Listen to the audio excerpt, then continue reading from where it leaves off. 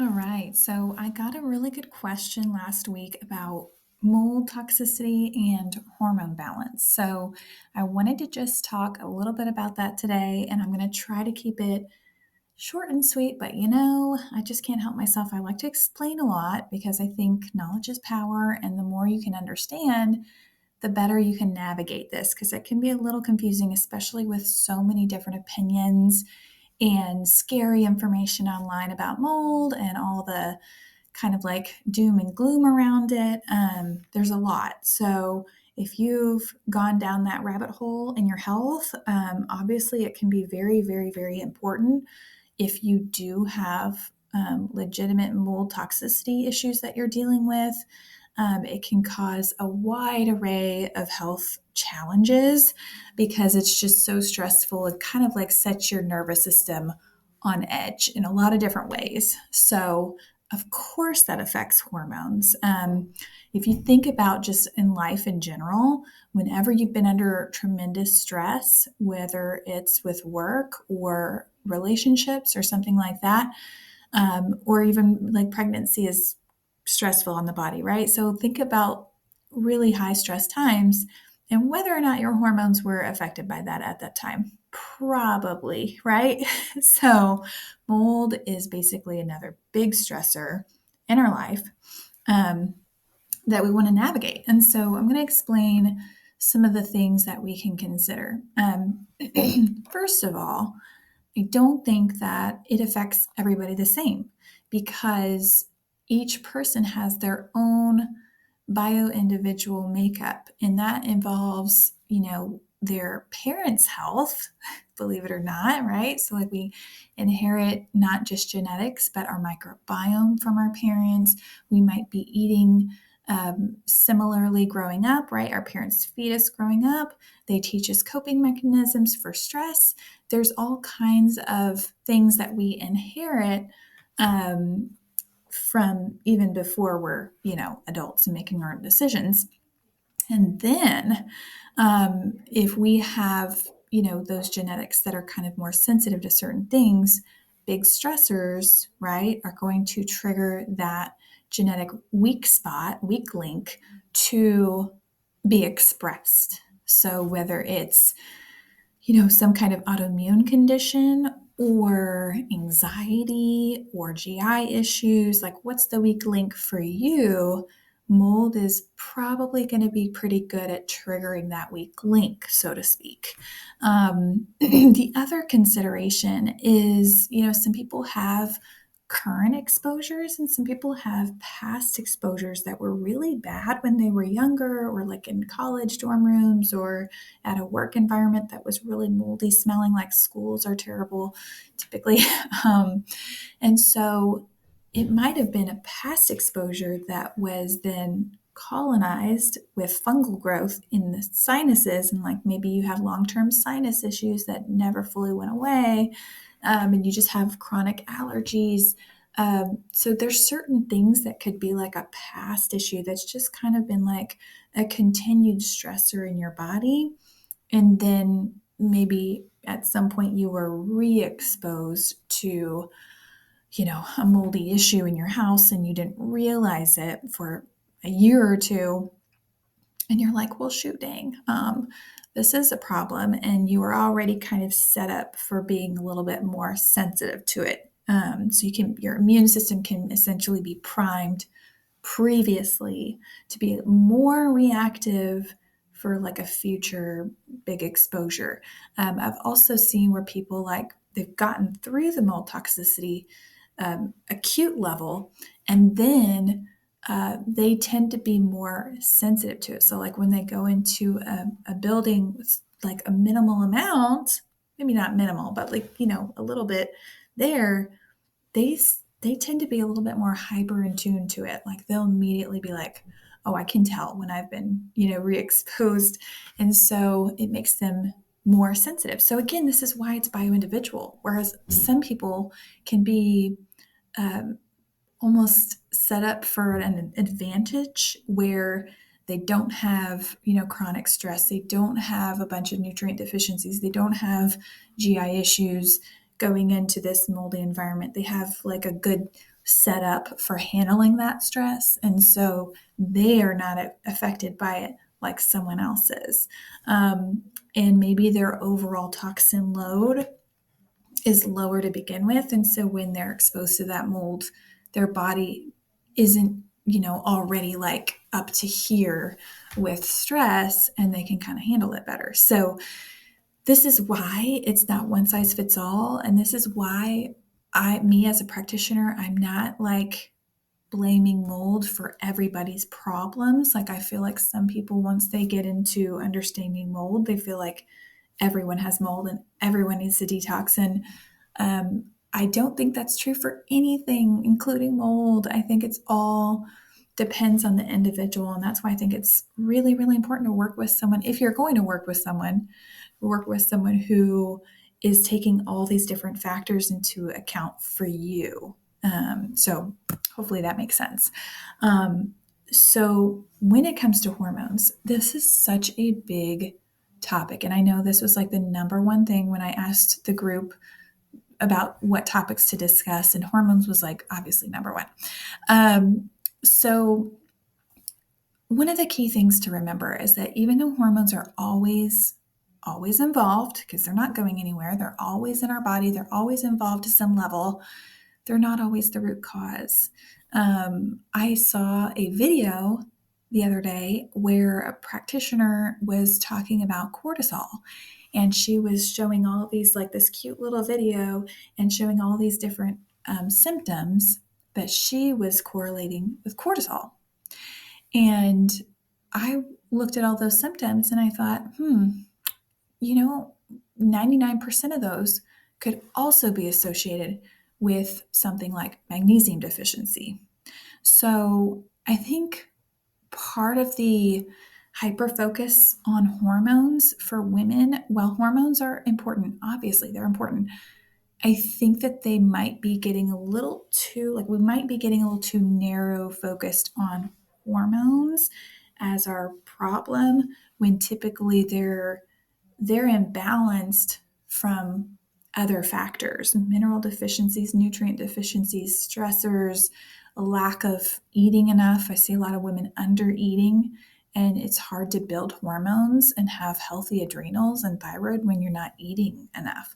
So yeah, I think that's kind of my 2 cents on the hormones part of it. But when it does come to mold, when mold is a factor here, how are they affected? Now, this can vary. This can vary a lot. So it depends on if you're a male or a female. It depends on the type of mycotoxins. So if someone has zearalenone mycotoxins present in elevated levels, we know zearalenone has an estrogenic effect, a very toxic estrogenic effect. So even if you have low estrogen, if you're in an environment with high levels of a mold that's creating zearalenone mycotoxins, you're going to probably have some estrogen type symptoms going on.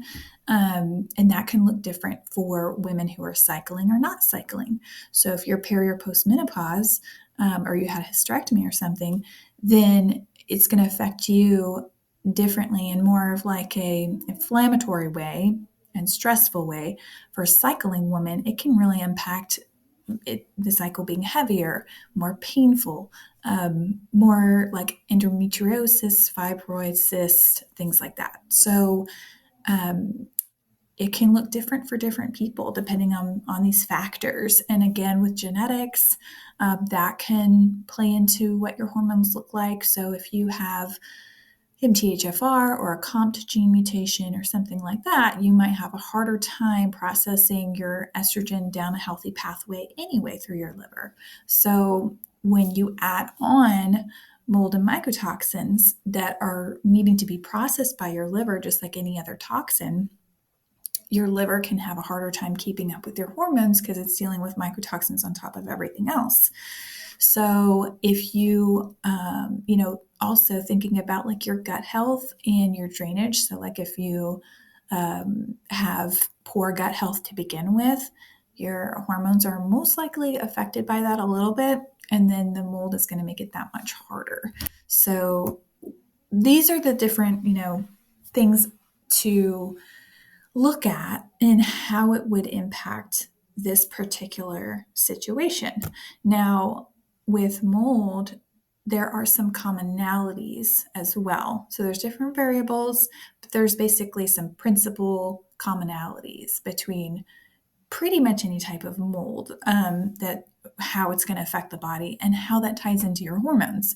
So number one, it's inflammatory. I mean, some of these toxins are carcinogenic and they're very inflammatory. They're DNA damaging. They're, affecting the liver, the kidneys, the lungs, the sinuses, your oxygen levels. So you become a little bit more hypoxia, where you have lower oxygen accessibility in the body, and the cellular, like on a cell level, the cells are detecting danger. And so they go from focusing on energy production to defense mode.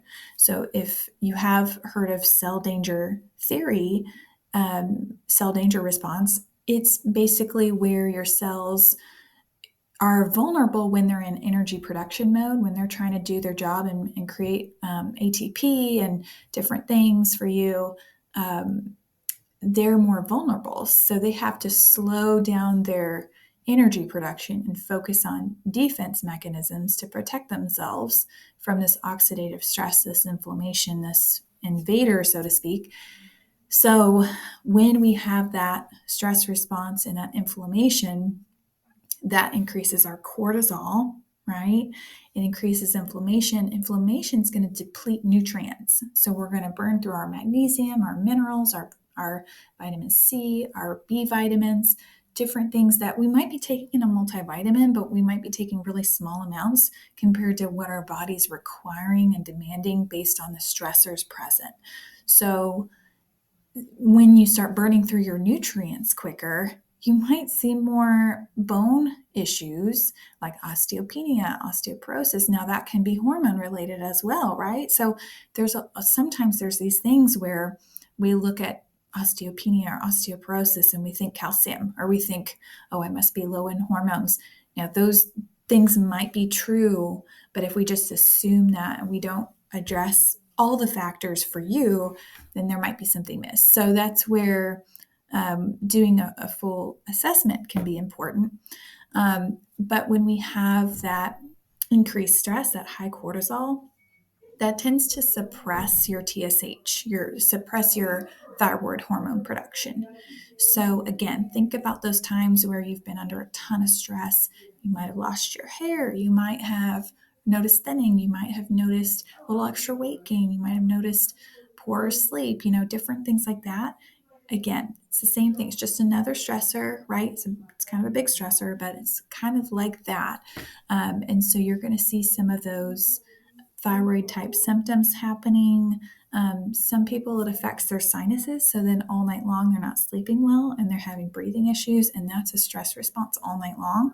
And so that can obviously affect your energy, your hormone production. A lot of our testosterone, our human growth hormone, progesterone, a lot of different things need that sleep and that rest in order to function correctly.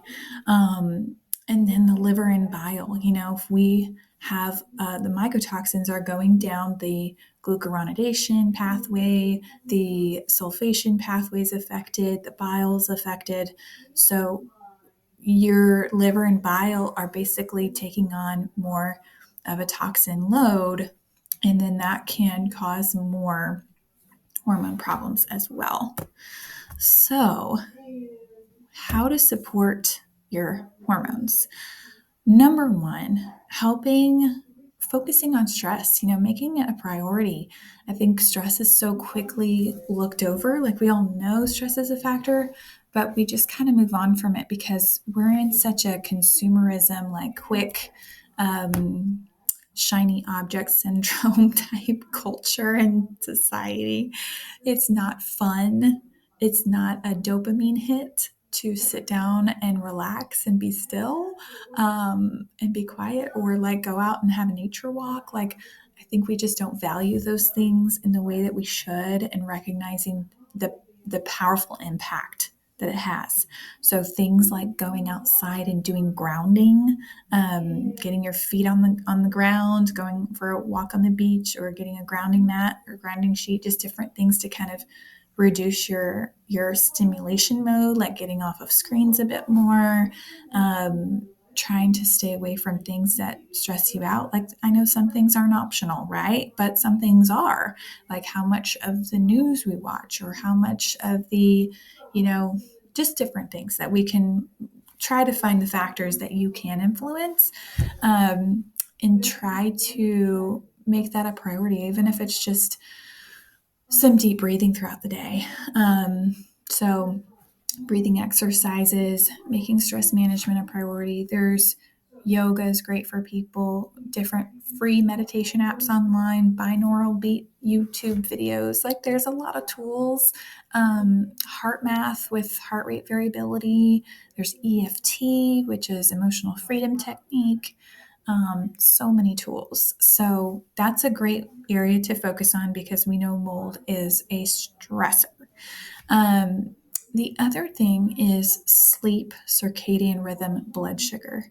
So the more you can dial in your sleep, your circadian rhythm, and your blood sugar, the less your nervous system and stress level is going to be. So sometimes people are like, Rebecca, my life is just stressful. And it's like, well, if we're skipping meals, or we're barely eating anything, and then we're binging at night, or we're not getting enough sleep, we're going to bed at midnight and sleeping in until 8. Yeah, got 8 hours of sleep, but you're not going with the rhythm of the sun, the light exposure, and that can really impact your brain, your hormones, your cortisol, your stress.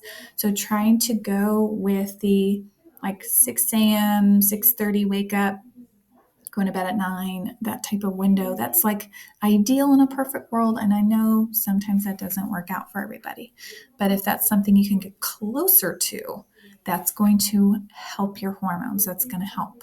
And then making sure you get enough protein and fiber and healthy fats, and keeping your blood sugar, and trying not to snack in between meals, having a really healthy breakfast, lunch, dinner that has enough protein to satiate you, to where you're not starving by the next meal time.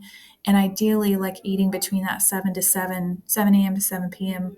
window helps with that circadian rhythm, and your body kind of having that routine and that rhythm with, your basically our ancestry. That's the clock that our system goes on. So not fighting it, working with it, it benefits you, and it benefits your blood sugar and your stress and your nervous system. So all of that would be helpful for your hormones, especially, again, eating enough. Like, some people, they want to get their cholesterol low, but we build our hormones from cholesterol. So, like, look at your blood work. If it's under 170 on your cholesterol, you're getting a little too low. And most doctors don't ever talk about low cholesterol. They always talk about high cholesterol, and that's a different issue.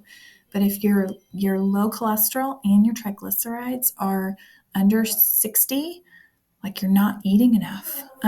If your BUN levels, BUN, on your blood work is less than 12, you're not eating enough protein. So, like, think about, those are just some little clues, little tidbits. You can look at your blood work and see if you have signs of under eating. So I think, especially as women, we're in that diet culture growing up, and we're taught to just be small and to eat small and to stay small. And it's like, we need to eat to be strong and healthy and fit. So we're definitely finally starting to have a shift in that mindset, which is so needed. And then for like mineral repletion, one of the things with mold is that it increases oxalates typically, and oxalates are these little um, shards. They're like microscopic shards of glass, and they can be very painful. They can be very agitating to your bones and tissue and joints, to your kidneys. Kidney stones are common with mold. And so one of the ways to help with oxalates is increasing your mineral intake and adjusting your diet sometimes. So I don't want to give specific diet advice because it depends on the person and the situation, all the factors involved. But sometimes oxalates need to be reduced a bit, minerals need to be increased a bit, and that way you can not be on an empty tank. So, again, kind of like with that video earlier where the girl was talking about cortisol symptoms, and I was thinking, those all sound like magnesium symptoms too. Sometimes there's a lot of overlap with hormone problems and nutrient deficiencies. So, I do like the HTMA test. I do like micronutrient tests, blood tests. There's different ways to kind of get some clues around that stuff. Um, but I see that really, really, really commonly. If you know you've had high mold exposure, I almost always see low levels of minerals, and potassium is not talked about enough, in my opinion. Sodium, there's a whole family of minerals that each have their important roles in balancing. The gut and drainage, obviously, if you have GI issues, if you have constipation, or if, again, with mold, like we know the bile could use a little bit of support. Fiber can help kind of clean up some of the mold.